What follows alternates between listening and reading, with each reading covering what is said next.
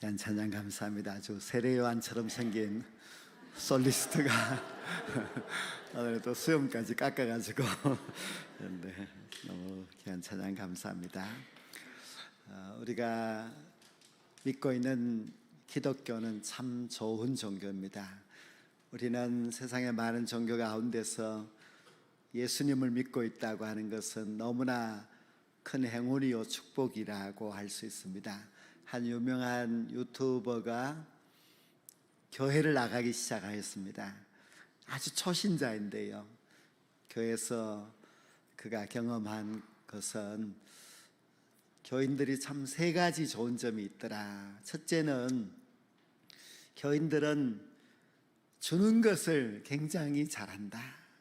세상에는 받는 것을 좋아하는 사람들이 대부분이고 받은 만큼 주는 사람들 정도가 있는데, 기독교인들은 아낌없이 나누어 주는 사람들이다 했습니다. 이것이 기독교의 특징이지요. 두 번째 좋은 점은 기독교인들은 아주 멘탈이 강하고 회복력이 뛰어나다고 했습니다. 그래서 막 실망스럽고 절망할 수 있는 그런 상황인데도 불구하고 기독교인들은 하나님의 뜻이 있겠지 이러면서 잘 회복된다는 겁니다. 세 번째 좋은 점은 우리 기독교인들은 버팀목이 있어서 그렇게 쉽게 굽히지 않는다고 했습니다. 그래서 어떤 사람이 막 어려움을 당하였는데 자기가 기도 한번 해보고 오겠습니다 하면서 가더니 금방 그냥 다시 활짝 웃는 모습으로 나타나서 도대체 저 사람이 왜 저럴까 그런 생각도 했다고 합니다. 저도 조금 전에 어떤 아픈 사람이 있어서 이제 전화했더니 세 가지, 내가 볼 때는 지금 중한 병인데도 불구하고 하나님께서 끝까지 충성하게 하실 것이고 유종의 미를 거두게 하실 거야, 기도만 해줘, 이렇게 이제 하더라고요. 참 회복력이 강하다, 또 멘탈이 강하다, 어떤 어려움 속에서도 좌절하지 않고 살아가는 것이 우리 기독교인들의 특징이라고 하는 것이 맞는 말입니다. 요즘 새벽 기도 시간에 이제 사도행전 말씀을 묵상하는데요, 사도행전에 나오는 사도 바울이 바로 이런 대표적인 인물입니다. 바울은 1차 전도 여행 때에 루스드라에서 돌에 맞아서 죽을 뻔했습니다. 사람들은 죽은 것이라고 생각하고 성 밖에 버렸는데 바울은 조금 있다가 깨어났습니다. 그리고 툭툭 털고 일어나서 성으로 들어가서 하룻밤을 자고 그 다음날 또 선교하러 출발했습니다. 보통 사람 같으면 두려워서 그 자리에 멈췄겠지만은, 그러나 워낙 하나님의 사람 바울은 회복력도 멘탈도 강해서 아주 씩씩하게 잘합니다. 2차 전도 여행 때 바울이 아덴을 방문하였을 때에 선교에 많은 어려움이 있었습니다. 그리고 고린도로 갔습니다. 고린도에 가니까 여긴 더 큰 문제예요. 왜냐하면 고린도 사람들은 무역의 항구이기 때문에 온 세계 사람들이 와서 얼마나 거칠고 얼마나 타락되었는지 아주 보기가 안 좋은 곳입니다. 바울은 두려움에 빠졌습니다. 다시 자기에게 어떤 두려움, 어려움들이 생길까 봐 걱정하면서 가만히 있었습니다. 그때 하나님께서 바울을 부르셔서 두려워하지 말라, 그리고 열심히 전하라고 하였고 너를 해할 자가 없다, 그렇게 말씀하셨습니다. 하나님이 지켜주겠다는 뜻이죠. 그때 바울은 그 말씀을 듣고 다시 일어나서 고린도에 가서 열심히 전도하여서 1년 6개월 동안 전도하여 그 유명한 고린도 교회를 세웠습니다. 정말 기독교인들은 이 바울과 같이 낙심치 아니하고 다시금 일어서는 그런 용감한 그런 사람들입니다. 코로나를 맞이하여서 전 세계가 큰 위기에 빠졌는데요, 그 가운데서도 도시가 많이 위기에 빠졌습니다. 왜냐하면 도시에는 많은 사람들이 몰려드는 곳이기 때문에 이 많이 모여 있는 것이 많이 위험하기 때문입니다. 그래서 이 도시가 앞으로 어떻게 될까 걱정했습니다. 많은 사람들이 아마 도시를 떠나서 저 조용한 시골로 가지 않을까 그렇게 생각했습니다. 코로나 시대가 끝이 나고 나서 가장 회복력이 빠른 곳이 도시입니다. 얼마나 도시가 다시금 힘을 얻어서 얼마나 도시가 지난 전보다도 더 많이 발전하고 있는 모습을 볼 수가 있는데요. 그 가운데 하나가 이제 우리나라 서울입니다. 서울은 전 세계가 아주 인정할 만큼 살기 좋은 곳이라고 하고 있습니다. 물론 이제 10등 안에 못 들고 12등이 되었지만 그래도 많은 도시 가운데 서울을 그렇게 인정을 하고 있습니다. 그래서 온 사회가, 온 도시가 회복을 잘 하고 있는 가운데 교회는 과연 어떨까? 교회는 세상보다도 더 회복력이 뛰어날까 하는 것을 우리가 스스로 생각하면서 우리가 스스로 반성해 보아야만 합니다. 교회는 이제 5가지 중요한 기능이 있는데요. 예배가 중요하지요. 교육도 중요하고 봉사도, 친교도, 선교도 다 중요합니다.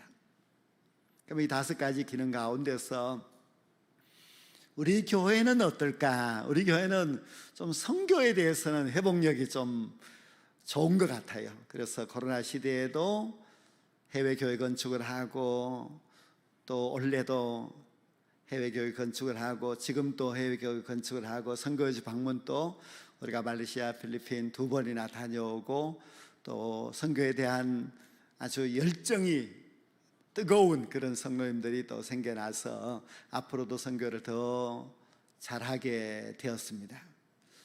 친교에 대해서도 회복력이 좋은 것 같아요. 그래서 우리가 코로나 시대에도 밥을 계속 이제 점심 식사를 하다가 지금은 아주 식당이 가득 찰 정도로 많은 성도님들이 열심히 식사하고 식사 준비도 잘하고 그렇게 하고 있습니다.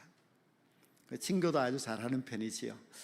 그러면은 예배는 어떨까 생각해 보았습니다.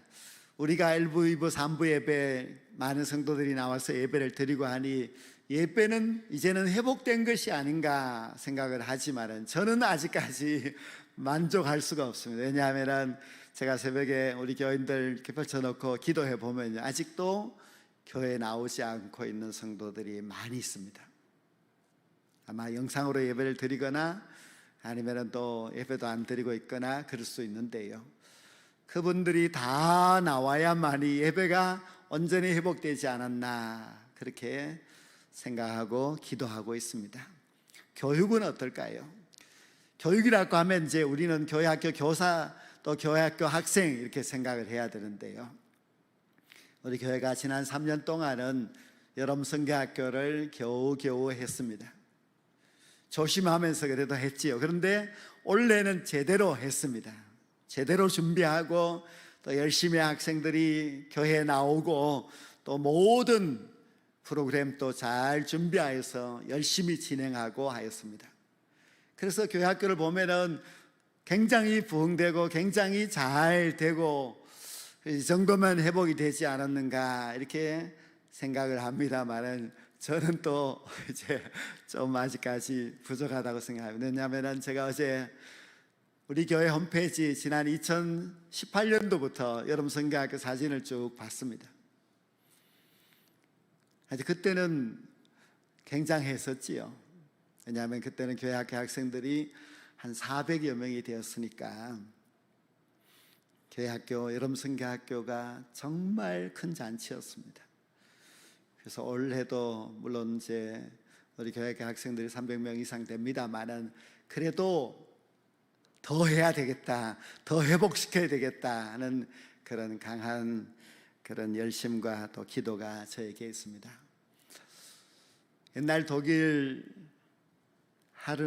하멜른이라고 하는 그런 작은 이제 도시도 아니고 한 작은 마을이 있었는데요. 근데 이 마을에 어느 날부터 쥐가 많이 생겨났으면 쥐가 얼마나 많아서 그 마을을 덮치는 겁니다. 온 집에 들어가서 모든 음식을 다 먹어치웁니다. 사람들이 이제 해결하려고 고양이를 많이 이제 데려왔지만은 고양이가 오히려 쥐들에게 쫓겨났습니다. 사람들이 시장을 찾아가서 이 문제를 해결하라고 책임지라고 했지만 시장은 방법이 없습니다. 누가 좀 해결해 주면 좋겠다고 하는데 문을 두드리는 소리가 있어서 보니까 한 낯선 사나이가 나타났습니다. 내가 이 도시에 있는 모든 쥐를 다 없애주겠다. 그 대신 그렇게 하면은 1,000양을 달라고 했습니다. 그 시장이 오케이 하고 이제 그 사람이 어떻게 하는가 보니까 피리를 불었습니다. 그랬더니 모든 쥐가 다 피리 부는 그 사나이를 따라서 그 사람이 강으로 들어가니 모든 쥐가 강에 빠져서 죽었습니다. 그래 문제가 해결되었습니다. 이 사람이 시장에게 1,000양을 달라고 하니까 마음이 바뀌었습니다. 그래서 그냥 50양만 주면 안 되겠느냐 하고 흥정에 들어가자 이 사람은 시장에게 거짓말을 한 대가를 치르게 될 것입니다. 후회할 것입니다 하고 그 말을 남기고 이제 사라졌습니다. 그런데 며칠 후에 이 피리 부는 사나이가 피리를 불자 동네 모든 아이들이 그 사나이를 따라서 사라져 버렸습니다. 무려 130명의 아이들이 감쪽같이 사라져 버리고 말았습니다.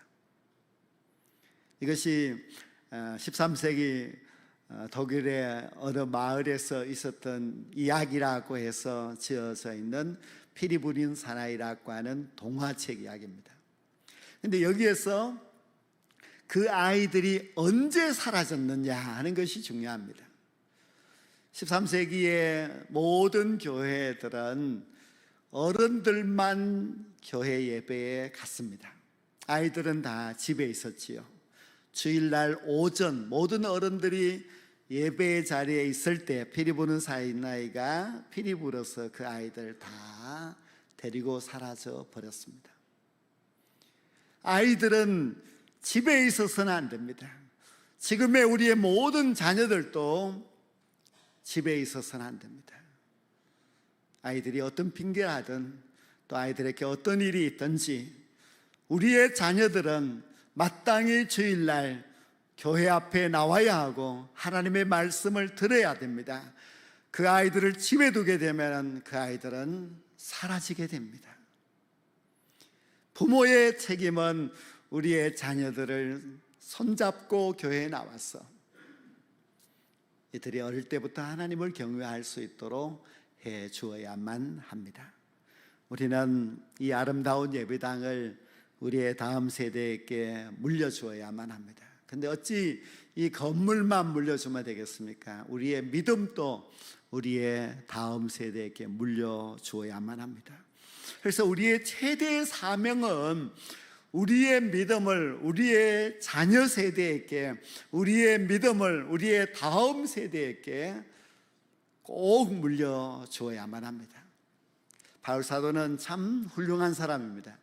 바울 사도가 선교하여서 많은 교회를 세웠고 또 전도하여서 많은 사람들이 그를 통하여서 예수님을 믿었습니다. 바울의 또 훌륭한 점은 그가 13권의 신약 성경을 기록을 하였지요. 그 말씀들이 너무 주옥 같은 하나님의 말씀으로 잘 기록되어 있어 우리에게 전해지고 있습니다. 바울은 참 열정이 있는 사람이었습니다. 그가 세계 선교를 위하여서 끊임없이 나아가고 또 최선을 다해서 죽을 때까지 충성을 다했습니다. 우리는 신앙생활 하면서 자꾸 나태해지면 바울을 한번 보고 사도행전 말씀을 보고 다시금 좀 회복되고 기운을 내어야 하는 그런 필요가 있습니다. 그런데 바울이 행한 것 중에서 정말 잘한 일이 있는데요, 그것은 바로 다음 세대를 세운 것입니다.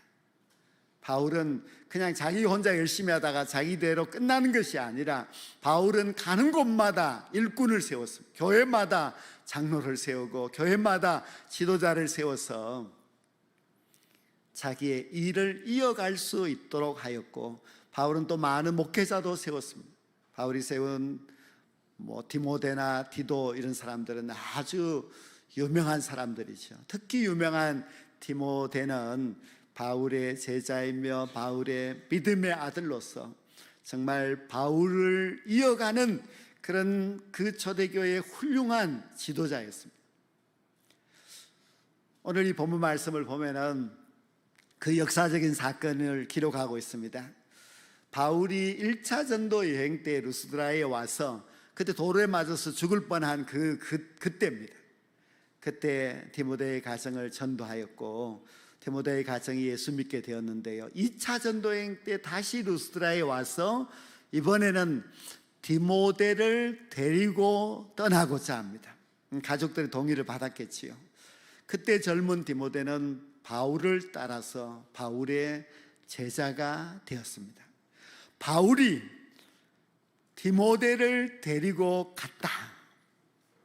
그리고 디모데를 여러 선교지에서 수많은 일들을 만나면서 경험하게 하고 그를 가르쳐서 아주 훌륭한 그의 후계자로 세운 일은 너무너무 잘한 일. 바울이 있는 것도 중요하지만 디모데가 있다는 것도 너무너무 중요한 일이기 때문입니다. 바울은 훗날 디모데 후서에서 디모데에 대한 자신의 생각을 이야기합니다. 사랑하는 아들 디모데에게 편지한다 하면서 쉬지 않고 너를 생각한다. 너의 눈물을 생각하여 너 보기를 원한다고 편지를 시작하면서 그 말씀 한 구절 한 구절이 바울이 자기의 제자 디모데를 얼마나 사랑하고 아끼는지를 잘 보여주고 있습니다. 그러면서 디모데 후서 마지막에 디모데에게 당부의 말을 합니다. 내가 엄히 명한다. 너는 말씀을 전파하라. 때를 얻든지 못 얻든지 항상 힘쓰라고 하였습니다. 즉 바울은 디모데를 아끼고 사랑한 것도 있지만은, 그러나 자신이 감당했던 그 사명을 디모데가 이제 멋지게 이어받아서 잘 감당할 것을 주문하였습니다. 부모된 우리들이나 또 교회를 사역하는 많은 사람들에게 있어서 가장 중요한 일은 사명이 이어져야 한다는 것입니다. 나에게서 끝나버리면 안 됩니다. 내가 감당하였던 이 사명이 내 자녀들이 이어받기를 소망하며 가르쳐야 하고 기도해야만 합니다. 우리 교회의 모든 어른들도 내가 감당하였던 이 사명을 다음 세대가 이어받아서 그들이 더 훌륭하게 이 사명을 감당할 수 있도록 그렇게 길러야만 합니다. 바울에게 디모데가 있듯이 우리에게도 믿음의 아들 디모데가 반드시 있어야만 합니다. 우리는 다음 세대라고 하면은 자꾸 어린 학생들만 생각하는데요, 그렇지 않습니다. 만약에 80대의 다음 세대는 50대겠지요. 70대의 다음 세대는 40대, 60대의 다음 세대는 이제 30대입니다. 물론 30대, 40대 사람들의 다음 세대는 우리 어린 학생들이 맞습니다. 그런 점에서 본다면 우리 교회는 다음 세대가 너무너무 많습니다. 왜냐하면 젊은 성도들이 많기 때문에 그렇고, 그 젊은 성도들이 많아서 또 교회 학교 학생들도 많기 때문에 다음 세대가 많은 그런 교회입니다. 그렇다면 과연 우리는 우리의 믿음을 우리 다음 세대에게 잘 물려주었는가? 우리의 다음 세대들은 우리의 믿음을 이어받고 있는가? 항상 생각하고 걱정해야만 합니다. 우리 30대, 40대, 50대 성도님들을 한번 생각해 보십시오. 우리 교회의 어른 세대에 그 믿음을 내가 지금 따라가고 있는가? 내가 그만큼 열심히 하고 있는가 하는 것을 생각해 봐야만 합니다. 저는 이 교회에 이제 오래 있다가 보니까 옛날에 우리 이제 연세 많으신 장로님들이나 또 권사님들의 그 발자취를 이제 잘 알고 있습니다. 옛날 시골 교회는 이제 교회 예배당이 있으면 그 예배당 위에 지붕 위에 낙엽이 많이 쌓였습니다. 우리 60대 중반 후반 이렇게 된 장로님들이 해마다 그 지붕에 올라가서 한 번만 올라가서 되는 것도 아니고요, 낙엽을 다 쓸고 비가 새는 교회 지붕도 고치고 하였습니다. 교회 마당 밑으로 하수구가 막혔을 때에 마당에 시멘트 30cm 이상 되는 시멘트를 꽃갱이와 망치로 끼워서 그것을 고쳤습니다. 그때 그 장로님들의 나이가 다 60대 중반 후반 그렇게 되었습니다.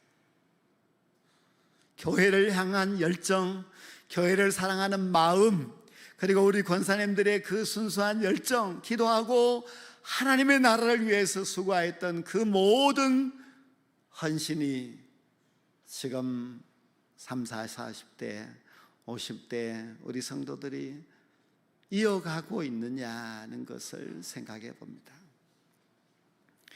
사명은 반드시 이어져야만 합니다. 사명자도 이어져야만 합니다. 교회의 최대 사명은 사명자를 이어가야만 합니다. 100명의 사역자가 있었다면 이제 200명의 사역자가 생겨나야 하고요, 또 우리의 후대 30, 40년이 지났을 때에 우리의 다음 세대 이 어린 아이들이 우리의 믿음과 우리의 사명을 다 이어받아서 이 교회를 가득 채우고 이 교회를 든든히 지켜나가도록 만들어야 할 그 사명이 우리에게 있습니다. 우리 교회는 다음 세대를 일꾼으로 세우는 그런 훌륭한 교회가 되어야만 합니다. 충성된 사명자들이 이어지는 그런 좋은 교회가 되기를 간절히 소망하고 있습니다. 우리의 자녀들이 부모의 신앙보다도 뛰어넘어야만 합니다. 우리는 모두 다 기도할 때에 내 자녀들은 내보다도 믿음이 작아지도록 기도하지 않습니다. 우리는 다 나보다도 더 낫기를, 세상적이 아니라 하나님의 나라에서 하나님의 일꾼으로 나보다 더 충성하기를 소망하며 기도하고 있지 않습니까? 사도행전 20장에는 밀라도에서 울음바다 사건이 기록되어 있습니다. 바울이 3차 전도 여행을 마치면서 예루살렘을 향해서 가는 길이었습니다. 당연히 에베소 교회를 들러야 하는데 너무 바빠서 에베소 교회 장로들을 이 밀라도로 오라고 했습니다. 거기서 만났습니다. 바울은 이제 예루살렘으로 가게 되면 자기의 생명이 어떻게 될지 알 수 없다고 했습니다. 그 이야기를 들은 에베소 교회 장로들은 가지 말라고 붙잡습니다. 왜 죽을 수도 있는 그곳에 가느냐고 만류하였습니다. 그러나 바울은 주 예수께 받은 사명을 위하여서 자기는 간다고 했습니다. 여러분, 우리에게 가장 중요한 것은 목숨입니다. 목숨을 잃어버리면 안 되니까요. 그러나 목숨보다도 더 소중한 것이 있는데 그것은 사명입니다. 바울은 자신의 목숨보다도 사명을 더 생각했습니다.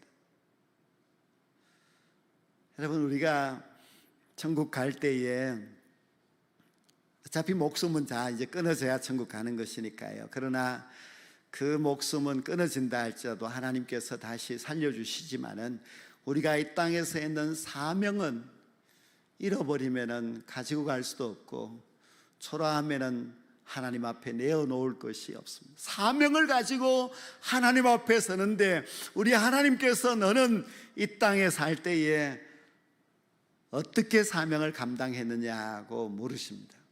돈이 얼마 벌었느냐, 뭐 어떤 지위를 가졌느냐, 그것은 하나님 앞에 아무것도 중요하지 않습니다. 우리에게 최고로 중요한 것은 사명 감당입니다. 우리가 죽을 때까지 해야 될 그 일도 사명 감당입니다. 하나님이 우리를 부르실 때에 그냥 놀랍고 부른 것이 아니라 사명 감당하라고 부르셨습니다.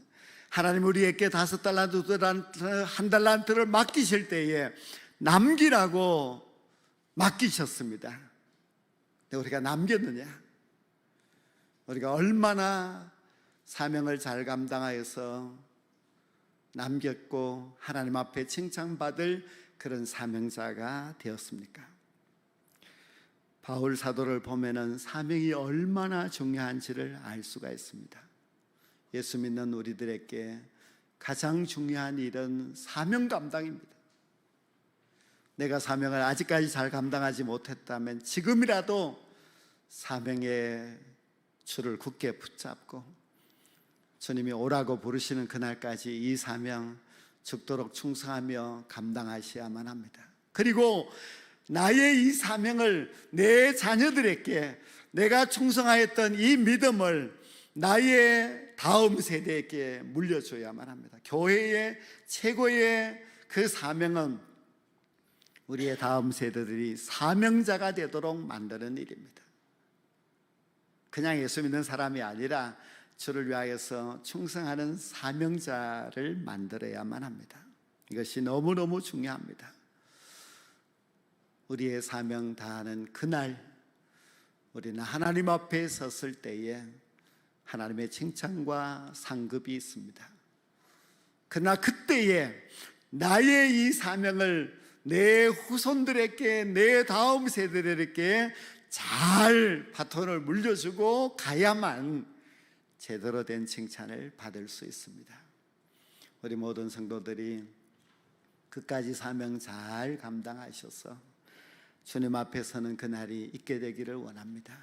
그리고 바라옵기는 우리 온남교회의 다음 세대들이, 우리 젊은 성도들과 우리의 어린 학생들이 사명자가 되어서 하나님의 나라를 위하여서 끝까지 충성할 수 있는 디모데가 되기를 우리가 바라고 기도해야만 합니다.